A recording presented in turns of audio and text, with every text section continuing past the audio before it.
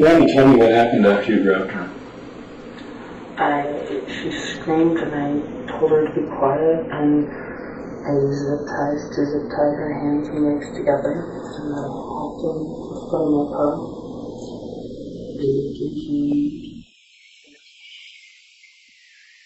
Probably 10, 20 minutes. I asked her if she had a cell phone, and I took her up to my room. And I sat her in my room, and I played Netflix on the TV for her. It was either like Family Guy or something. I don't remember. It was some cartoon. I just kind of sat there. I sat there and I stared at her, and I just remember absolutely blankness in my head. Having no thoughts, nothing. After that, I asked her to change into a pair of a shirt and shorts that I had, and I let her go into the bathroom to do that, and she came back, told her to put all her clothes in her backpack and get her backpack ready. After that, Jessica's dismembered body was discovered in this field. We recognize that there is a predator at large in our community. On October 5th, 2012, the freezing streets of Westminster, Colorado, became a predator's hunting ground. 10-year-old Jessica stepped out her front door for a short 3-block walk to a friend's house. She never made it. In broad daylight, on a perfectly normal suburban sidewalk, she was snatched. No screams, no witnesses, just a blood-chilling emptiness. When police finally located her abandoned backpack dumped miles away, the devastating reality hit. A twisted monster was preying on their community. What this coward did to an innocent child will make your blood absolutely boil. But the most terrifying part of this entire tragedy, the nightmare started with 8 agonizing hours of dead silence. Jessica Ridgeway wasn't just another face in the quiet suburbs of Westminster, Colorado. She was a 10-year-old firecracker of joy. Everyone in the community knew her for those signature purple-rimmed glasses and a smile that proudly displayed a charming gap between her 2 front teeth. She was a girl who lived with a level of independence far beyond her years, a 5th grader at Witt Elementary who craved responsibility so much that she had specifically asked for her own alarm clock, just to prove she could handle the morning rush without help. Her dream was simple and bright. She wanted to be a cheerleader, a leader of the Pee Wee Squad, who would be kind to absolutely everyone she met. The morning of October 5th, 2012, began with that very alarm at 7:45 a.m. sharp. It was a frigid Colorado morning, but the Ridgeway home was filled with the mundane, cozy comforts of a school day routine. Jessica watched her favorite TV shows, ate her granola bar, and shared a quiet moment with her mother, Sarah, as they peeled oranges together for her school snack. It was a peaceful scene of mother-daughter bonding, one that neither could have guessed would be their final moment together. Sarah Ridgeway worked the exhausting graveyard shift at a local tech company, usually from 10 p.m. to 7 a.m., and she had only just returned home to see her daughter off. At 8:30 a.m., Jessica bundled up in her thick, puffy black jacket, slung her pink and black Victoria's backpack over her shoulders, and stepped out into the crisp autumn air. She was only walking 3 blocks to meet her friends at Chelsea Park, before they continued to school together, a route she had mastered 1,000 times.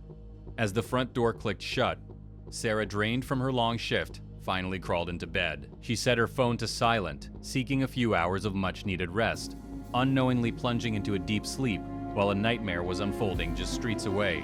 While Sarah slept, a terrifying, heavy silence fell over the neighborhood. Jessica never arrived at Chelsea Park.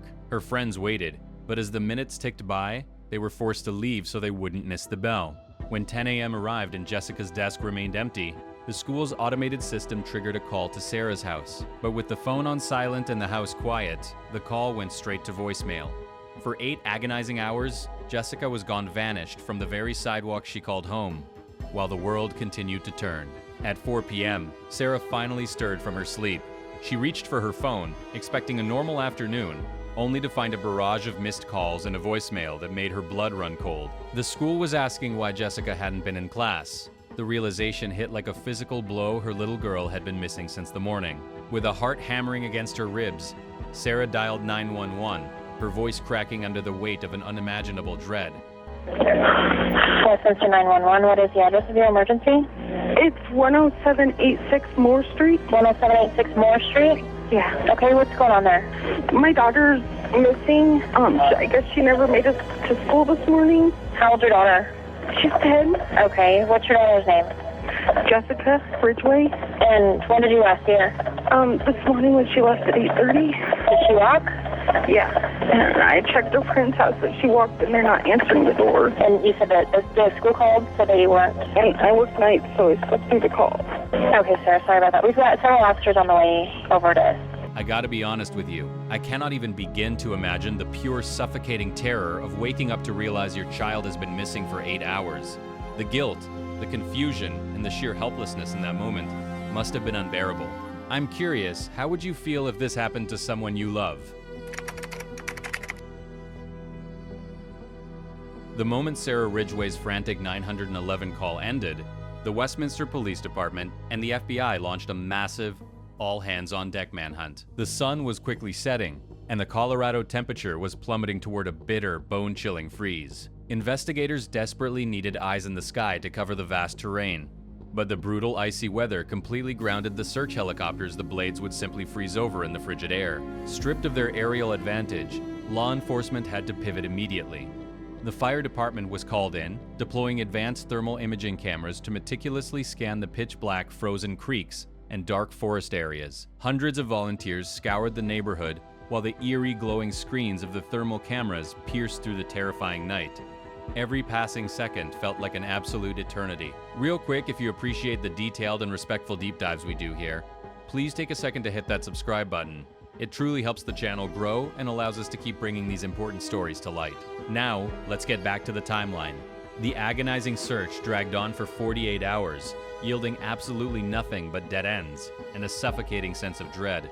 But then, 2 days after Jessica vanished, the case took a stomach-churning twist. Roughly 6 miles away from the Ridgway home, in the nearby neighborhood of Superior, a local resident out for a walk stumbled upon something completely out of place: a black and pink backpack just sitting abandoned on the sidewalk. When crime scene investigators secured the bag, the contents inside painted a picture of pure, unimaginable horror.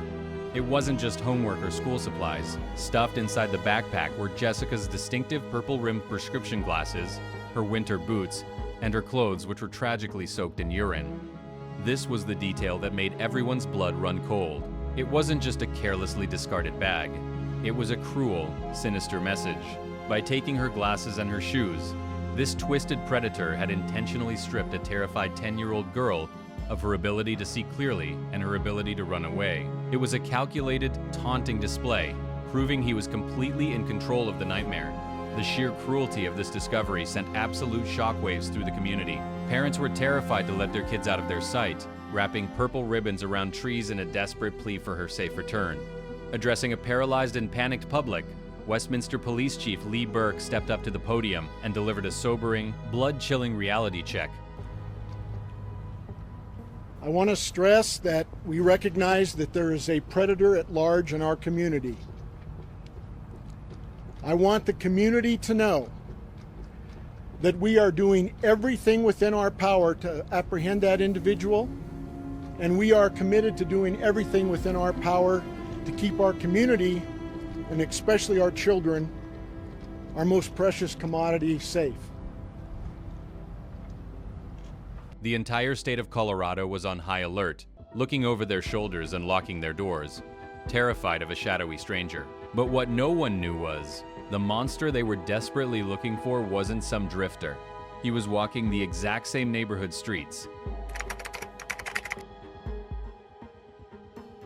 5 agonizing days after Jessica vanished, the desperate, lingering hope of bringing her home alive was completely shattered. On October 10th, 2012, maintenance workers picking up trash along a road near Patridge Park in Arvada noticed a heavy black garbage bag discarded in an open area. They didn't open it. Sensing something deeply wrong, they flagged down a passing police officer. What law enforcement found inside that bag would haunt them for the rest of their lives. The official autopsy results were nothing short of a waking nightmare.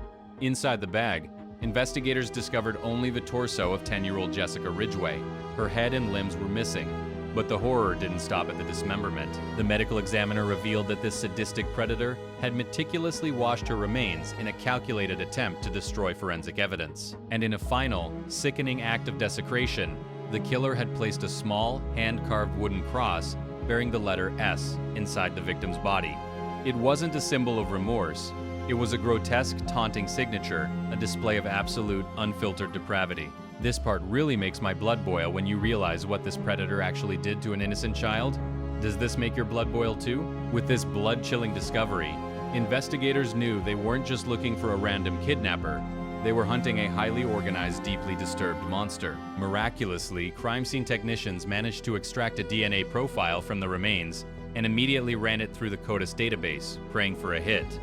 And they got one. The DNA matched an unsolved, terrifying attack from just 5 months prior. On Memorial Day, at the nearby Kettner Lake, a 22-year-old female jogger had been ambushed from behind. An unknown man had tackled her into the bushes and shoved a homemade chloroform-soaked rag into her face. She fought like hell, managed to break free, and escaped with her life. But that failure didn't stop the predator. It only made him rethink his twisted strategy. He realized he needed a smaller, more vulnerable target, someone who couldn't fight back. He needed a child. Police were now racing against the clock, terrified this phantom would strike a third time. They flooded the media, pleading with the public for tips, completely unaware that the break in the case wouldn't come from a dramatic SWAT raid or a piece of CCTV footage. It would come from a mother's absolute breaking point. On October 23, the Westminster Police Dispatch received a call that brought the entire massive investigation to a screeching, unimaginable halt. Hi, this is Molly at Westminster Police. Can I help you? Hi, I need you to come to my house. My son wants to turn himself in for the Jessica. Just like that, the faceless monster had a name, and the nightmare was about to take an even darker turn. The terrifying truth about predators is that they rarely look like the monsters we see in the movies. When police arrived at the house to take the suspect into custody, they weren't staring down a hardened, transient criminal with a long rap sheet. They were looking at a 17-year-old boy named Austin Sigg. To the outside world, Austin had constructed the perfect unsuspicious facade. He lived right there in the same quiet, manicured suburban neighborhood as his victims. At school, he was known as a highly intelligent, relatively quiet teenager. Classmates later described him as a friendly guy, the kind of kid who would actually go out of his way to talk to students who were sitting alone in the hallways. On the surface, he was just an awkward teenager driving a Jeep Cherokee. He seemed completely harmless, but behind closed doors, a deeply sinister and twisted reality had been festering for years. According to official investigation files, Austin's descent into absolute depravity started horrifyingly early. By the time he was just 12 years old, he had developed a severe, unchecked addiction to explicit and disturbing materials involving children. While other kids his age were playing video games or hanging out at the mall, Austin was nurturing a dark, morbid obsession with death and human anatomy. This wasn't just a passing teenage phase. It was a calculated curriculum. Austin was actively enrolled in mortuary science classes at a local community college. He wasn't just studying death, he was studying the physical mechanics of body disposal. His bedroom was a chilling reflection of his deteriorating mind, decorated with an eerie collection of sharp knives and samurai swords. Most disturbing of all, he had meticulously practiced how to restrain people using heavy-duty zip ties, even testing them out under the guise of doing forensic science projects for school. He was quite literally training himself to become a successful killer. When detectives finally sat across from this 17-year-old in the interrogation room, they needed to know the answer to the question that had been haunting the entire state. Why Jessica? Was she stalked? Did he know her family? Austin's emotionless response was arguably the most blood-chilling detail of this entire nightmare. He looked at the investigators and admitted that he didn't even know Jessica's name. She was not a specific target. On the frigid morning of October 5th, Austin Sigg didn't leave his house looking for Jessica Ridgeway. According to his own horrifying confession, he got into his car with one twisted goal. He was going out hunting.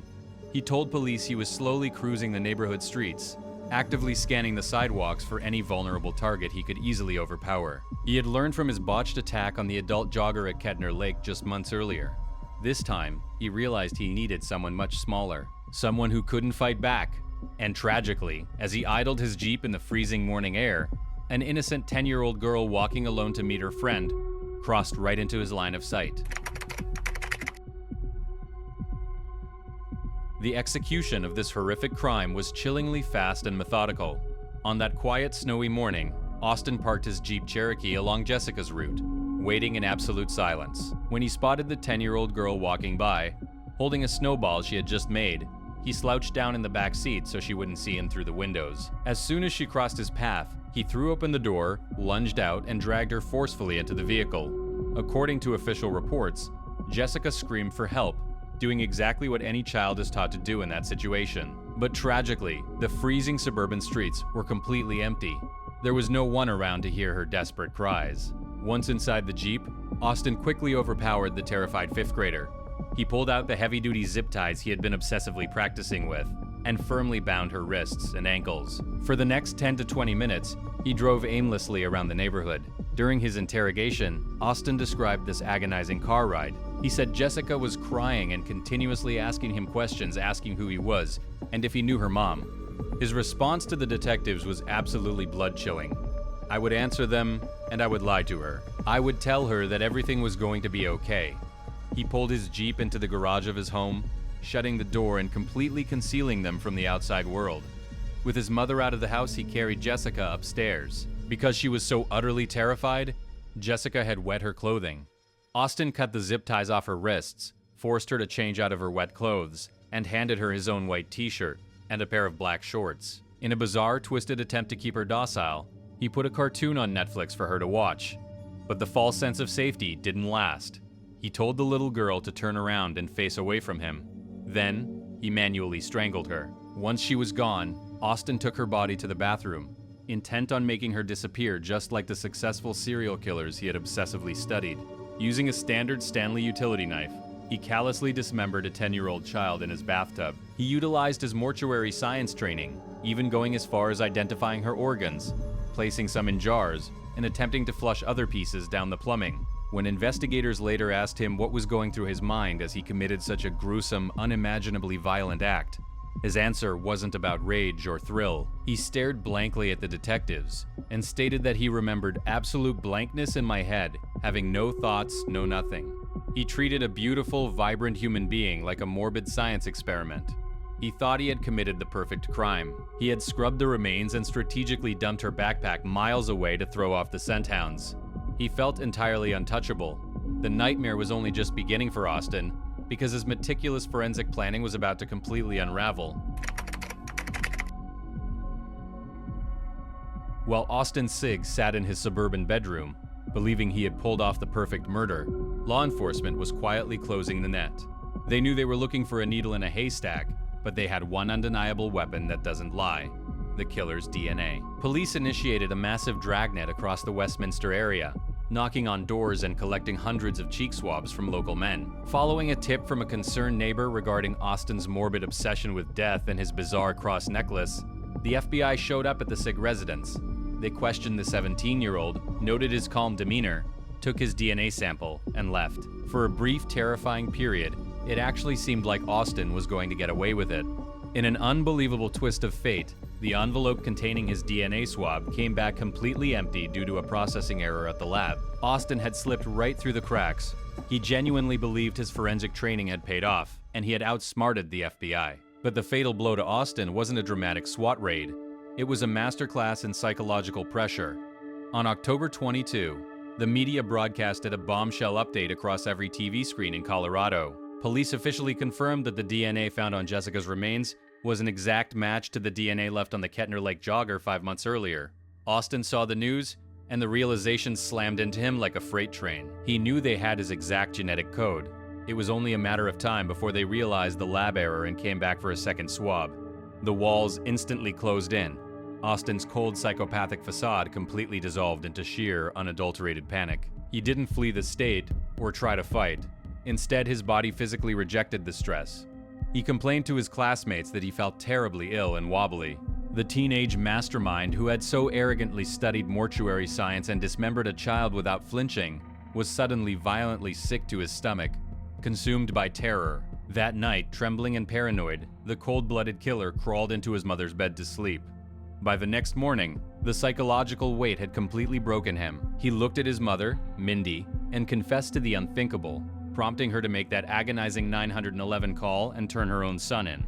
When Westminster police swarmed the house, Austin's illusion of a clean crime scene shattered. In a dark crawl space underneath the house, investigators recovered the rest of Jessica's remains hidden inside black trash bags. They found bleach and cleaning chemicals on the porch, the exact items used to wash the torso. And when authorities finally towed away his gold Jeep Cherokee, a search revealed the broken, heavy-duty zip ties he had used to violently bind the terrified 10-year-old girl.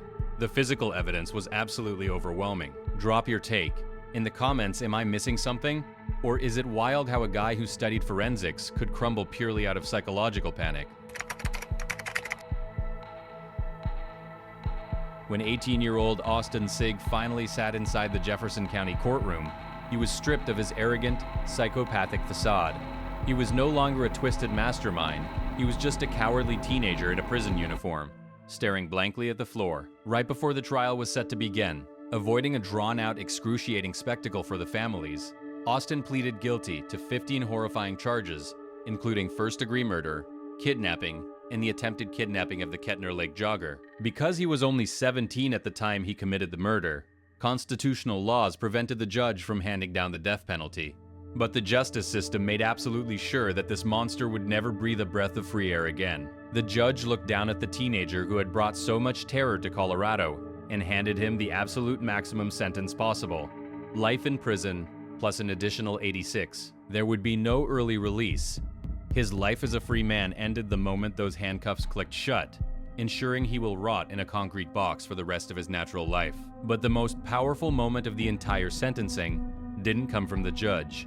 It came from Jessica's grieving but incredibly resilient mother, Sarah. Refusing to give her daughter's killer the twisted satisfaction of seeing her destroyed, Sarah stood tall in that courtroom.